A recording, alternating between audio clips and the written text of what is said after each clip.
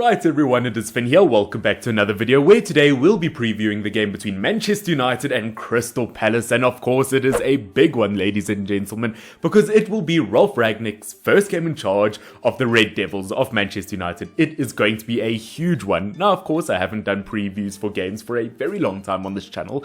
I am kind of looking to bring it back, so of course if you do like previews and you want me to do more of them, do tell me in the comment section down below and leave a like down below.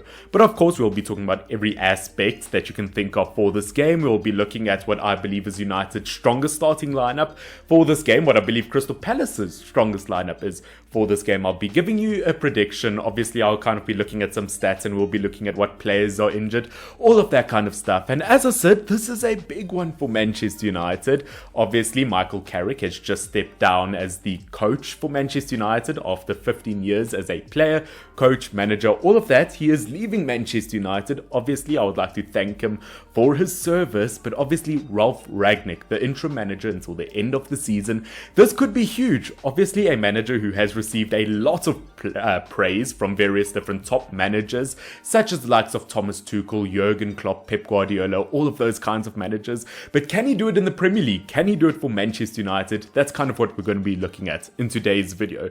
Now of course, looking at Manchester United in terms of injuries, I do believe that there are a few big names, such as Aaron Wan-Bissaka, such as the likes of Luke Shaw. Obviously in terms of defensive injuries, as we know, Varane is still injured, but I don't see that as a huge problem for Manchester United. Looking at them versus Arsenal, the likes of Delot on the right hand side and the likes of Telles on the left back side, I thought they were absolutely brilliant. I mean, looking at the likes of Delot, obviously, before this, the last time we saw him was in the Champions League versus Villarreal, where he really showed that he is not the strongest defensively. But versus Arsenal, he really stepped up a level. And compared to Aaron Wan-Bissaka, I hate to say it because I absolutely love Aaron Wan-Bissaka, and versus his old team, I do think Delot will be the better player. I do believe versus Aaron Wan-Bissaka's former team, Crystal Palace, that Delot would have been the better option anyway, because looking at him versus Arsenal, he just adds a different level of versatility in terms of his attacking play, in terms of moving forward. He was brilliant versus Arsenal and a real contender for man of the match. And same goes for Telles. Although Shaw has been injured and a player to keep Telles out of the squad the entirety of last season, I thought Telles, one of his best games in a United jersey. I think those fullbacks will be a real threat. And in terms of starting versus Crystal Palace, I definitely think so. Obviously in terms of a goalkeeper, I do believe it has to be good old David De Gea, Manchester United's player of the month for November, by the way. I mean, he has pulled off some brilliant performances. I mean, if you're one of those people who only look at numbers and statistics, you won't be that impressed because you'll see that he only has 2 clean sheets so far this season, but he has been United's saving grace. The David De Gea that we once knew and loved so much. I mean, we always spoke about many years ago how De Gea was the only reason United qualified for European football, and he's kind of showing that side of him again this season, that he can save Manchester United. But I do believe that defenders in front of him have to step up. As I said, only 2 clean sheets for United so far this season. We definitely deserve to have a lot more, because looking at these two teams defensively, Manchester United have conceded 24 goals this season, where Crystal Palace have conceded 20 goals this season. We have conceded 4 more goals this season than Crystal Palace. It is not looking promising in terms of the defenders that should start in front of David De Gea. Look, I think formation wise, we're going to have to go for a 4-2-3-1. Obviously, Ralf Rangnick, brand new to the squad, he's only had 1 training session with the full proper team. I don't think he's going to mess around with the team too much. I think he's going to try stick with the same team, maybe experiment a bit more in weeks to come, but I think he is going to stick with the formation United is familiar with. The 2 centre backs that we should go with, I think Victor Lindelof definitely showed that his distribution and composure on the ball at times over the last few weeks. I think Victor Lindelof is so heavily underrated. I remember before we got Harry Maguire, there were talks about Victor Lindelof becoming United's next captain. I mean, he's definitely got that leadership quality about him. Yes, he has a slip up from time to time, but I think should definitely start versus Crystal Palace. In terms of the other centre back, obviously it is going to be Harry Maguire. He is the captain of the team. As much as I would like to put Eric Bailly there, I mean, looking at versus Chelsea and other teams like that, When we had Lindelof and Bailey, I really loved that centre-back partnership. I thought they were brilliant together. But unfortunately, don't think Bailey will be getting space because of good old Harry Maguire, good old slabhead, captain of the team. It's kind of how it goes. Looking at the midfield, once again, have to put Fred there. Look, I am a serious non-believer of Fred from time to time. I definitely am not the biggest Fred fan. But ever since Michael Carrick kind of took over the team, Fred has looked like a different animal. Yes, we have times where we hate him. Obviously, when he injured David De Gea versus Arsenal was a time where I wasn't the biggest fan of Fred. But I do have to say, did kind of pull off a man of the match performance. The way he moved forward defensively, the blocks that he made, he has been brilliant over the last few weeks. Does deserve a spot in the starting lineup. I think the defensive midfield or the box-to-box midfield partnership that he should have in that holding midfield should be Donny van der Beek. Look, I think versus Crystal Palace, it depends how they line up. If they put Christian Benteke up front, I believe we need that physicality of Scott McTominay in the midfield. But other than that, I think this is where Donny van der Beek should really get a time. This is where his time should shine, is what I'm trying to say. Obviously, scored against Crystal Palace last season. I think Donny van der Beek is a brilliant player.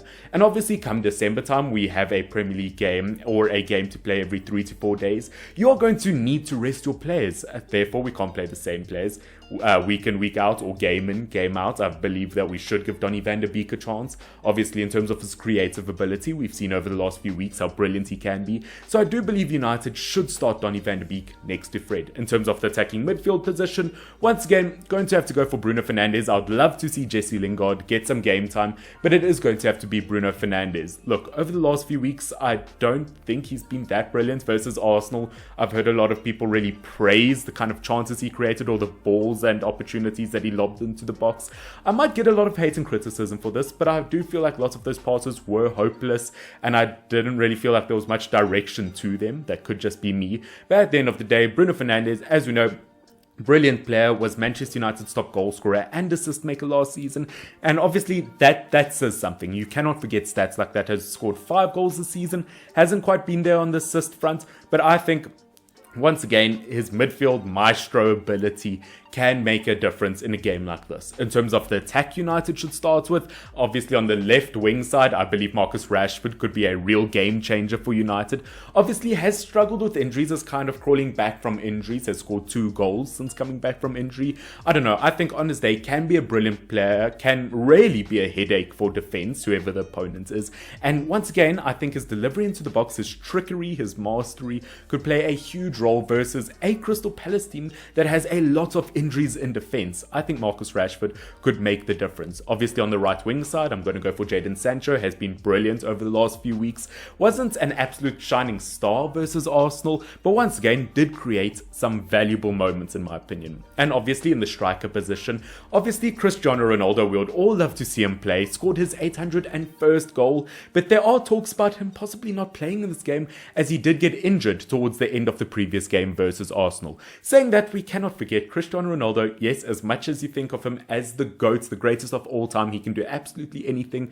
He is 36 years old, heading towards 37. He can't play every single game, especially if we've got a game every 3 games. I do believe Mason Greenwood should be the best option up front, has scored 4 goals this season, is the best, most natural finisher in this Manchester United team, in my opinion. And that's what I believe Manchester United should set up for versus Crystal Palace. I believe this is a strong enough team. It is somewhat rotated because I don't believe that we should play our strongest team versus Crystal Palace. Saying that, we do need to respect Crystal Palace because they have been brilliant this season. As I said, defensively, they've got a better record than us this season. We cannot sleep on them. So we still have to play a strong enough team to beat them. Obviously, looking at other injuries, as I mentioned, Aaron Wan-Bissaka, we've got Shaw, we've got Varane, Paul Pogba still out injured, Cavani and Cristiano Ronaldo. Look, those are some big names injured, but one thing Manchester United has this season compared to other seasons is serious squad depth, and that could really carry Manchester United through, especially through this season compared to other seasons. I think that is a huge uplift.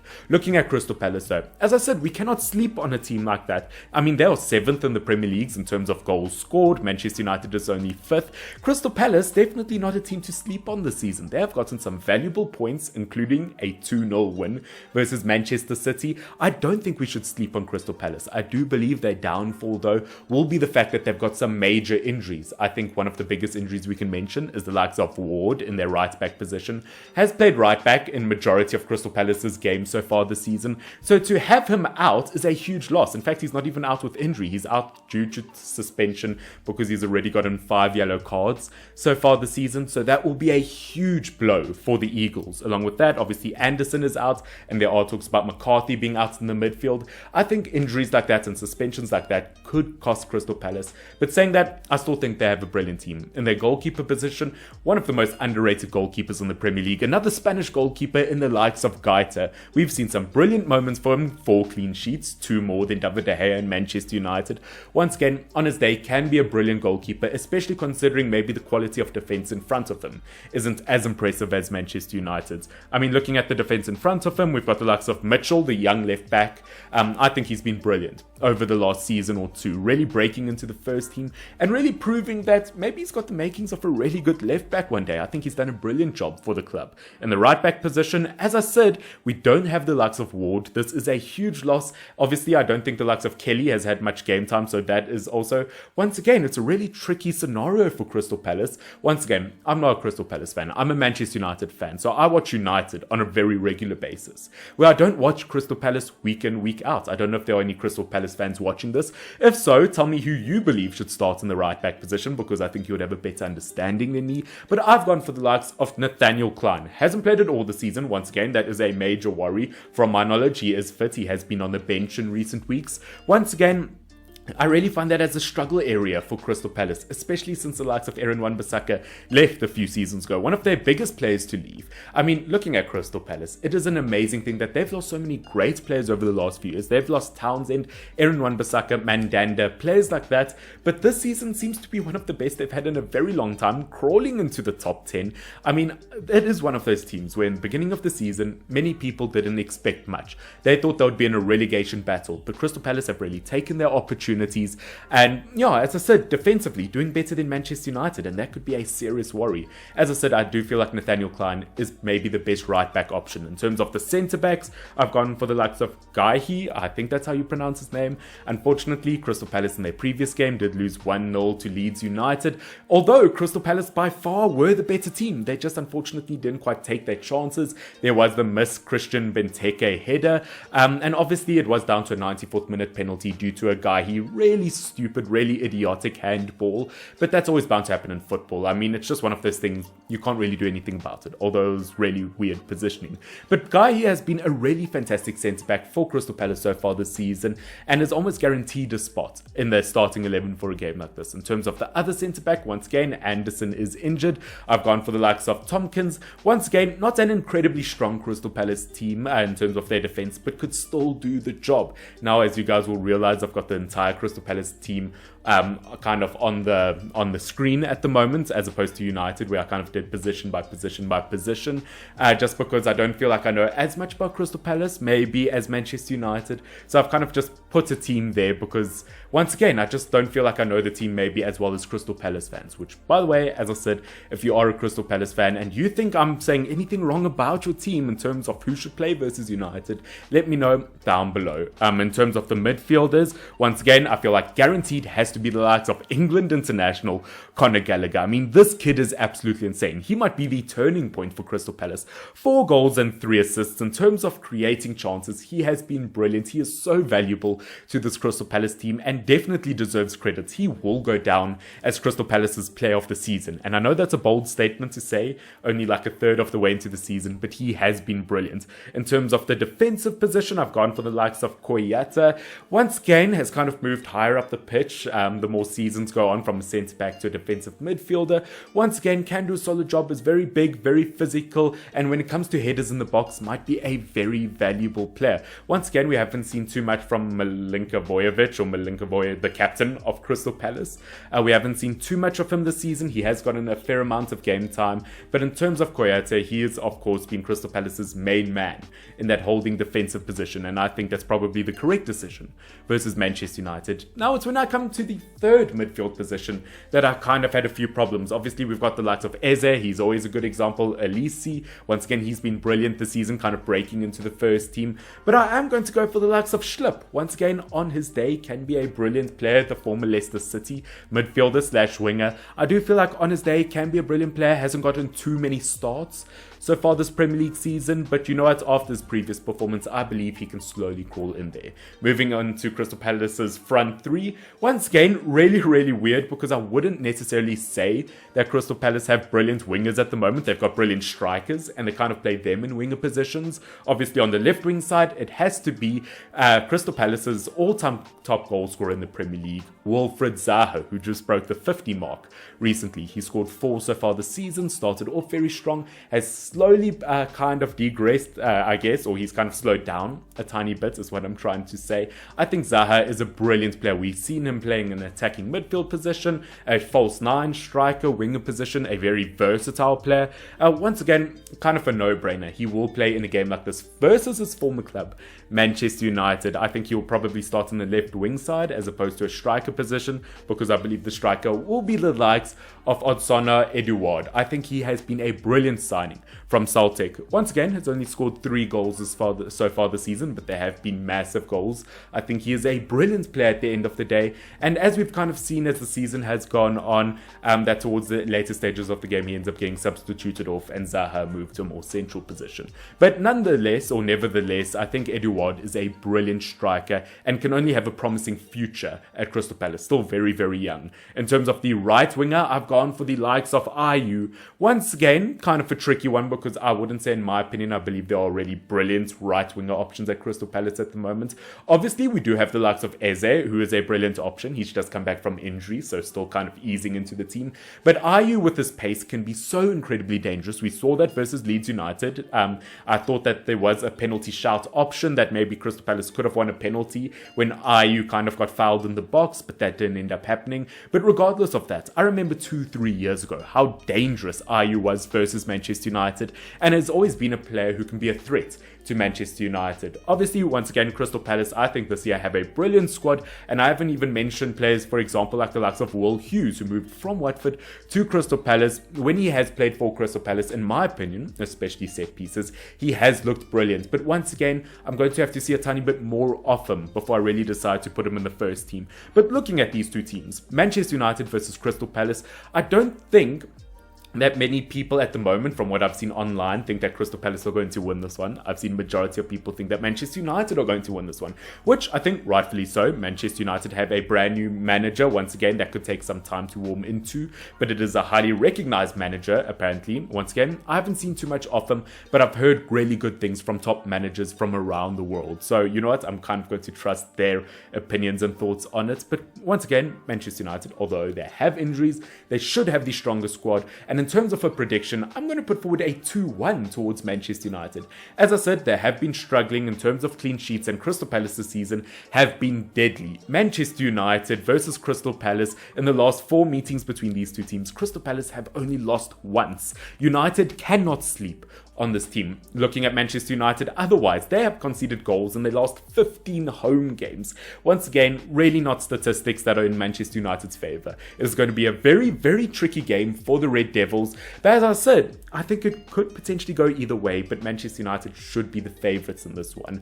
Looking at the likes of their new manager, Ralf Rangnick, in terms of things that he said he wants to implement to this team, he said that out of interest, he watched the games versus Manchester City and Liverpool, those games where United got horrific losses, and one thing he said that he wanted to change about this team is how they work with their control on the ball, in terms of their possession on the ball, in terms of their defensive ability when they have the ball, the way they distribute from the back. And I feel like if he can implement that within that 1 or 2 training sessions that he has with the club, then Manchester United could be set on a really good path. As I said, I really hope that United, as a United fan, work well under Ralf Rangnick, but it could take some time to warming up. Patrick Vieira has been a brilliant manager so far in the Premier League for Crystal Palace, and has definitely changed Crystal Palace from a relegation kind of team to a team that could fight in 2, 3, 4 years for a European spot, and I'm not joking about that. They could get a 7 to 6 position in the Premier League. As I said, there's very tough competition, but the kind of young players, the high potential Crystal Palace have, they are definitely deadly. Whether they'll be able to hold on to Conor Gallagher come the end of the season, probably not, but saying that, there's a lot of midfield rivalry and kind of competition at Chelsea, so maybe they won't have space for Conor Gallagher. As I said, only time will tell, but that is my preview, ladies and gentlemen, for the Manchester United versus Crystal Palace game. As I said, I think it could be a really tight contest. I mean, looking at Crystal Palace, as I said, such a high profile, like high potential young team could definitely break into Manchester United's defense, especially looking at previous results versus these two teams. Manchester United struggling a lot with injuries, could go either way, and I want to hear from you guys in the comment section down below. What is your prediction for this game? Who do you think will win this game? Manchester United, Crystal Palace? Will it be a draw? And what is your score prediction, and who do you think will score those goals? As I said, guys, I haven't done too many previews on this channel before. If you want me to do it on a more regular basis, let me know in the comment section down below, because I won't lie, this was pretty fun. I always love looking at analytics, statistics, and I like sharing those statistics with you. As I said, Crystal Palace, maybe their downfall will be the injuries in a game like this, but you know what, I think it will be an entertaining game to watch. Ladies and gentlemen, this has been Finn, FYWN. Like, subscribe, do all of the good things. This has been Finn. Until next time, cheers.